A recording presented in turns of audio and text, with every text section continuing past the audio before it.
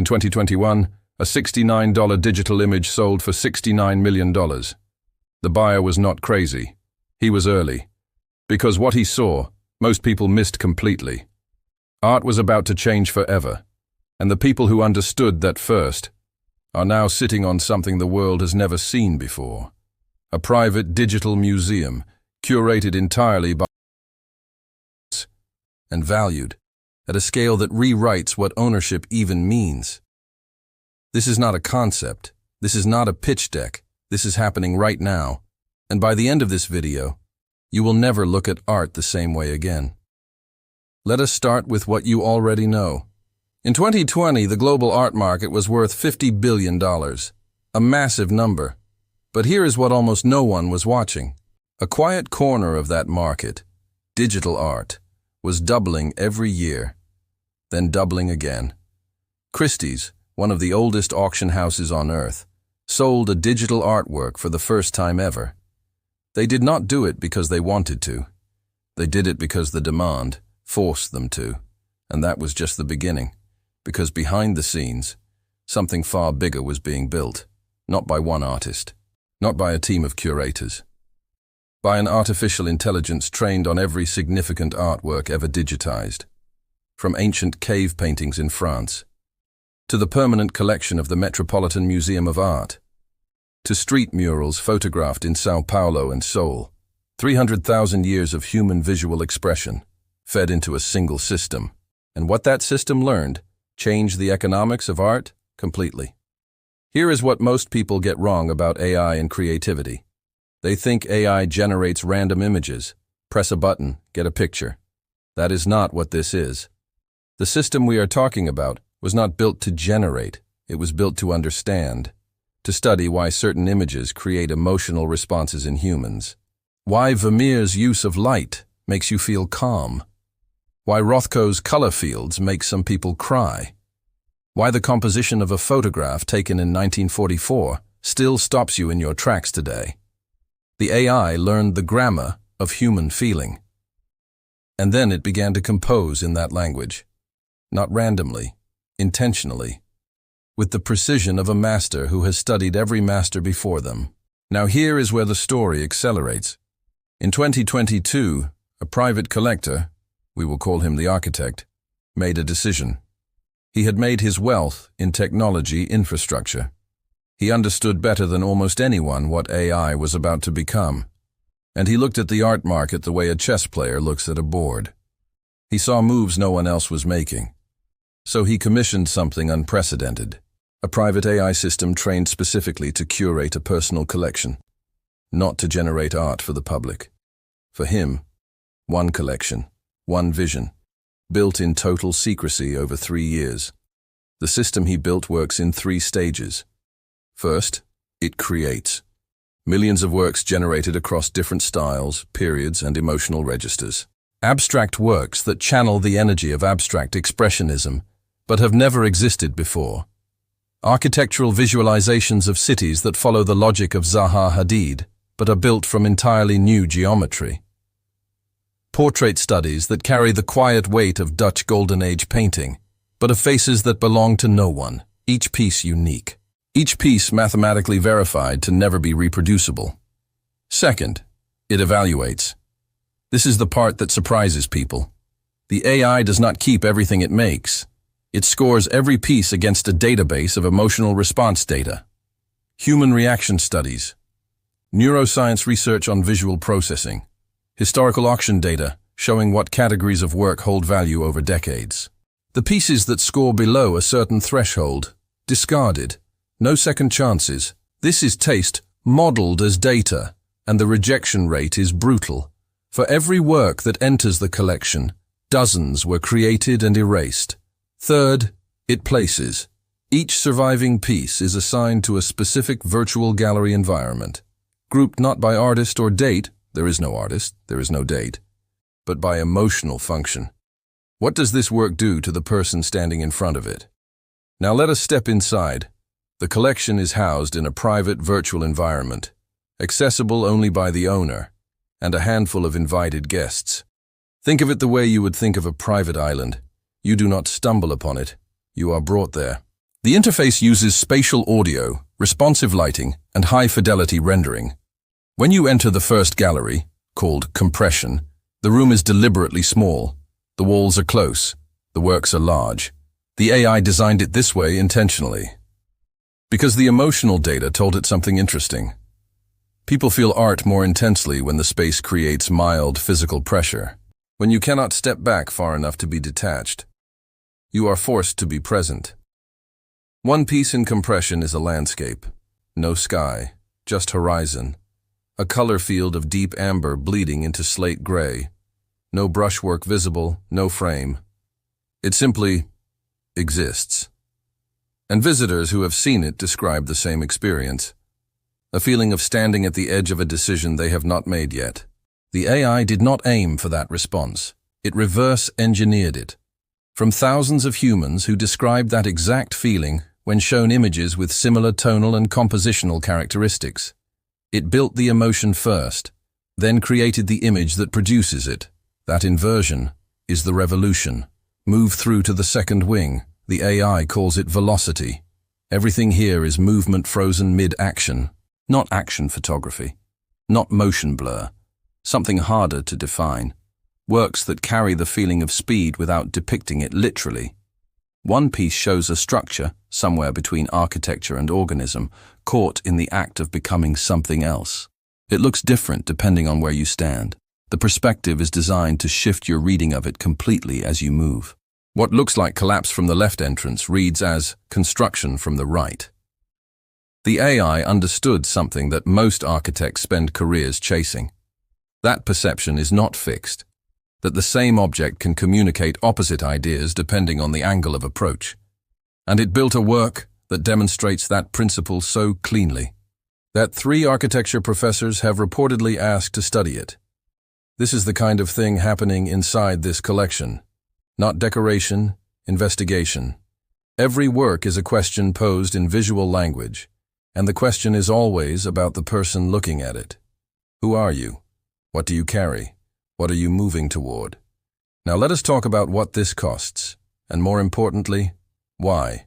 The individual works in this collection do not have traditional market valuations. They are not listed. They are not auctioned.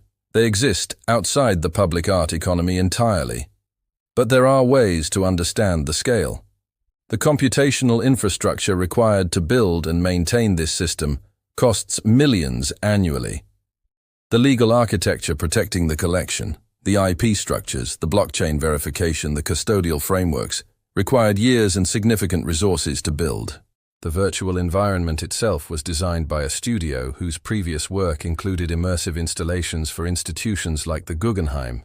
And then there is scarcity. Each work is cryptographically unique, verified on-chain, impossible to duplicate without detection. In a world where digital files can be copied infinitely, this collection solved that problem before it became one. That combination, rarity, scale, infrastructure, aesthetic quality, and first-mover positioning in a market that is still forming, is where the valuation lives. Not in any single painting. In the architecture of the entire estate. The way a vineyard is not valuable because of one bottle, but because of the land, the history, the brand, the scarcity, and what it signals to the people who drink it. Here is the part of this story that matters most for where we are going. The architect is not alone in thinking this way. He was simply the first to act at this scale. In the last 18 months, a significant shift has happened in how ultra-high net worth individuals, people with assets above $50 million, are allocating capital. Family offices in Zurich, Singapore, and New York have started dedicating portions of their alternative investment portfolios to digital art and virtual real estate. Not because it is trendy, because the underlying logic is sound. Physical art has 3 major vulnerabilities. It can be damaged, it can be stolen, and it is immovable, which limits both display and access. Digital art, properly structured, has none of those vulnerabilities. It can be experienced from any location on Earth. It can be loaned or exhibited without physical risk. And in an era where the ultra-wealthy are increasingly global, living between cities, between continents, an estate that travels with you is not a luxury. It is a logical evolution. The private museum of the future does not need a building in a city you may not live in next decade. It lives wherever you are, and it grows while you sleep. Now let us go somewhere unexpected. Because this story is not only about wealth, it is about what happens to culture when creativity scales.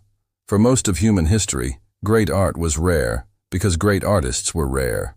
Rembrandt painted roughly 350 canvases in his lifetime. Vermeer, 34 known works. Scarcity was a function of human limitation.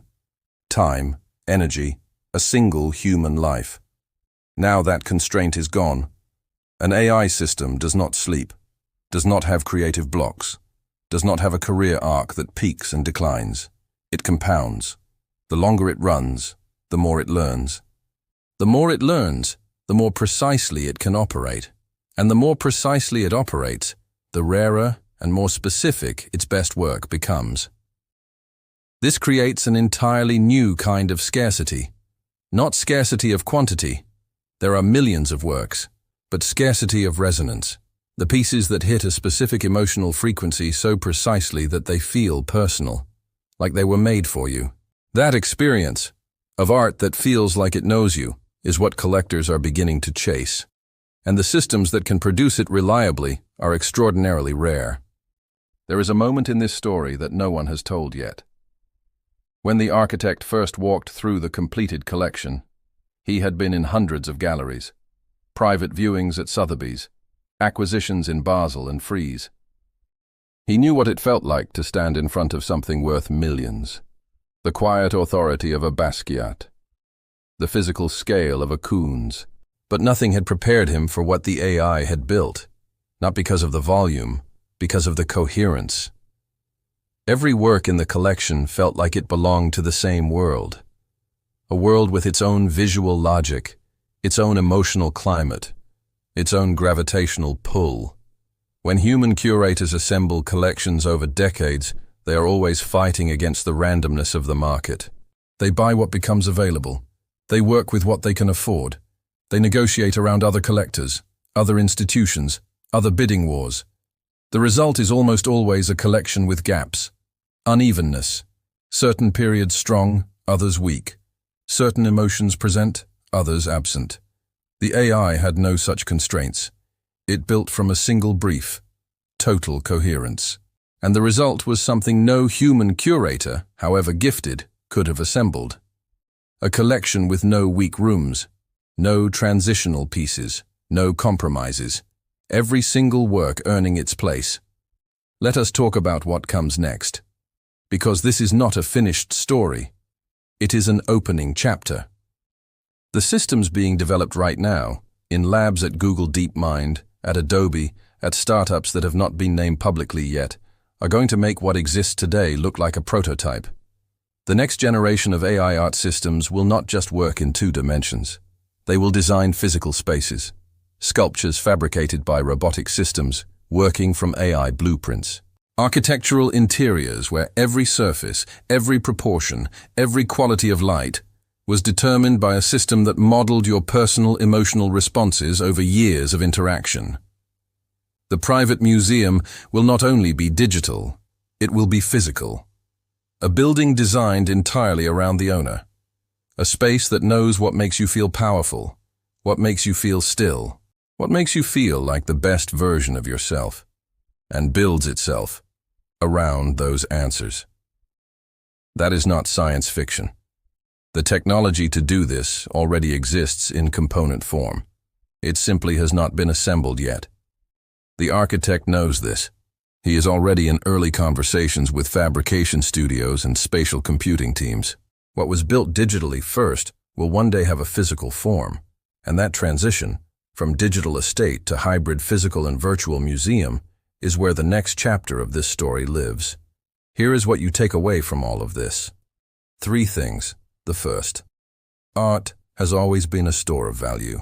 For centuries, the ultra-wealthy have held art not just because they love it, though they do, but because it preserves wealth across generations in a way that liquid assets cannot. You cannot print more Vermeers. AI-curated collections, properly structured, operate on the same logic. Scarcity is designed in from the beginning. And the cultural conversation around digital art as legitimate value is not a question of if, it is a question of when. The second, the people building these estates now are not gambling. They are positioning. The way early real estate buyers in Manhattan were not gamblers. They simply understood something before the rest of the market did. That this land, yes, in this form, was not going to stay this price for long. The third, the experience of art is changing. Not just how it is made or how it is valued, how it feels to stand inside it.